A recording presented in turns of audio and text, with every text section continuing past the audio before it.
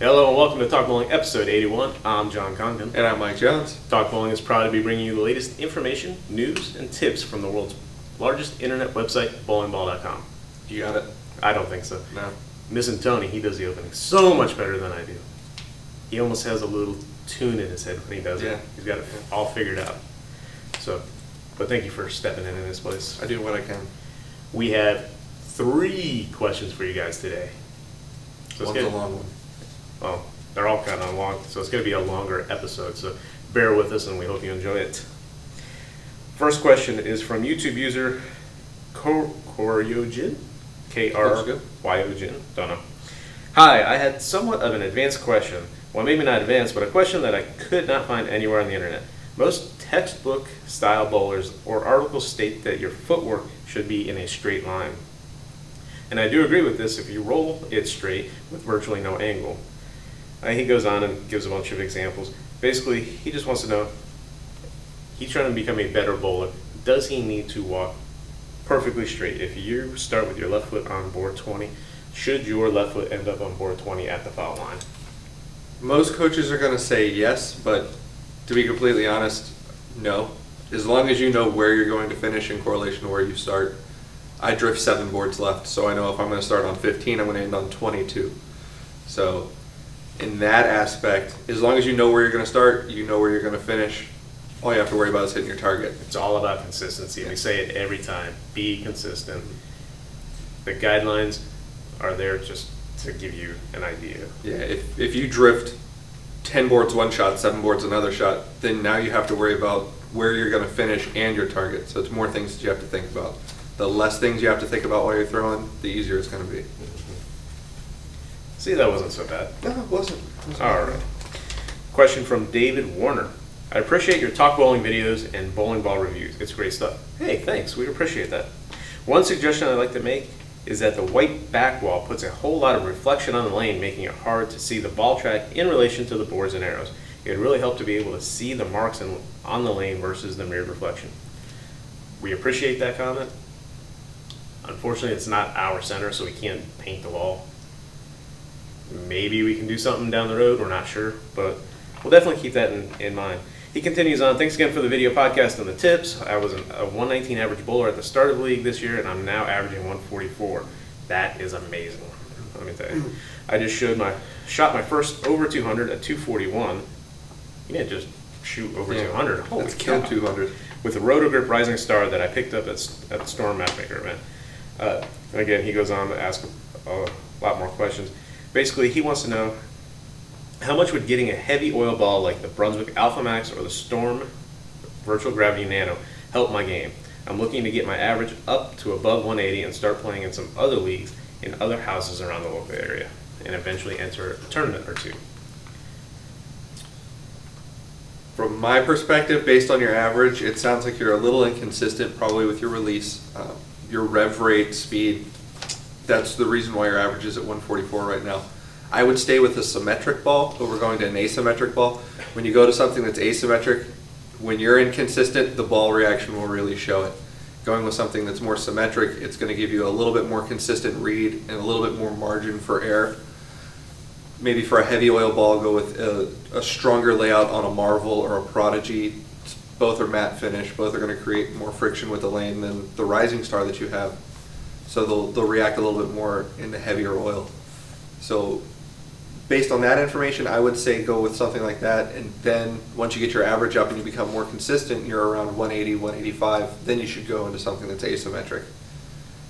But until then, going with an asymmetric ball now, it could actually frustrate you a little bit more because you're going to see if your axis rotation is a little bit off and you throw the ball and you hit up on it a little bit more, an asymmetric ball is really going to show it, whereas a symmetric ball is going to give you a little bit more margin for error.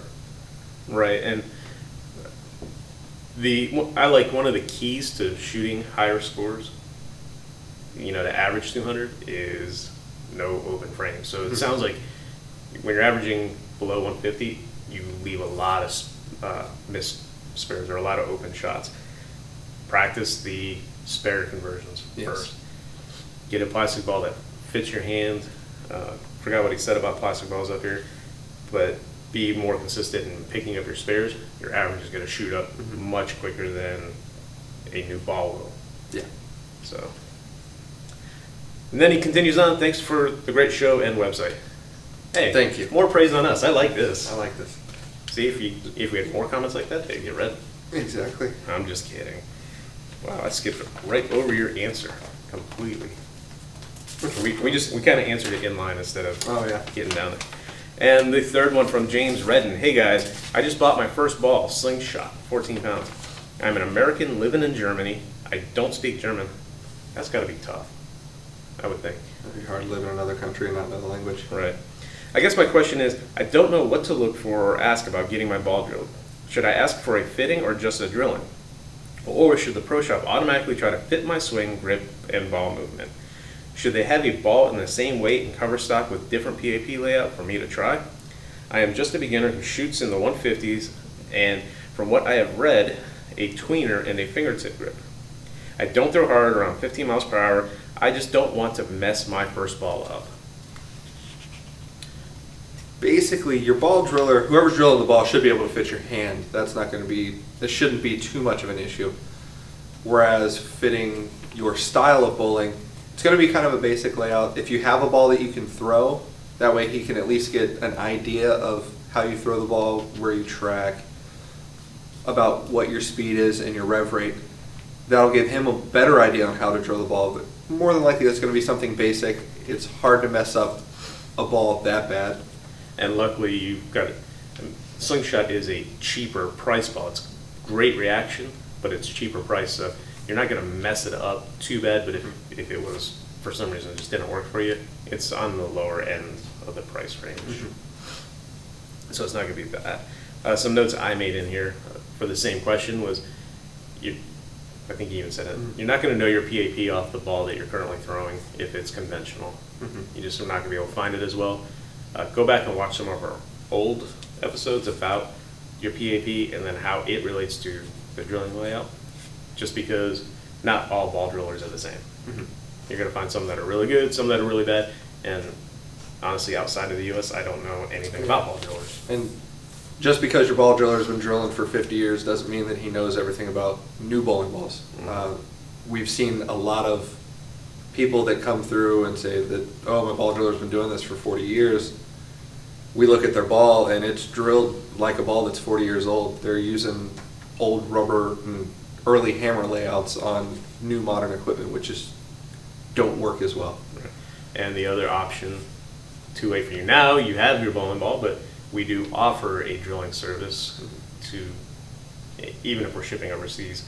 It gets a little touchy. I mean, we are very good at what we do, but we need your exact specs to hit.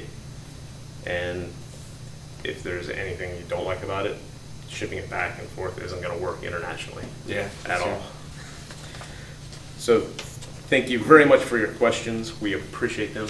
If you have any questions and you want to contact us, you can email us, questions@talkbowling.com.